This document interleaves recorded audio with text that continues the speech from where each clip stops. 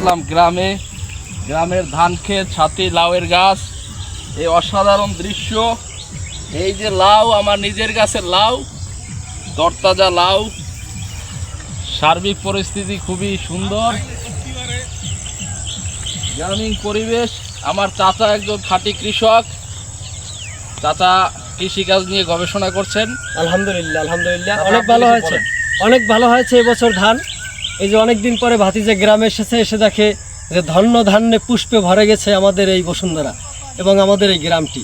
খুবই ভালো লেগেছে চাচার কাছে, এবং চাচা তাই আমার কাছে অনুভূতি জানতে চেয়েছে। আমি একজন প্রফেশনাল কৃষক না হলেও চাষাবাদ করছি আর কি। তো ইনশাল্লাহ এবছর আমাদের খুব ভালো ধান হয়েছে। শুকরিয়া মহান।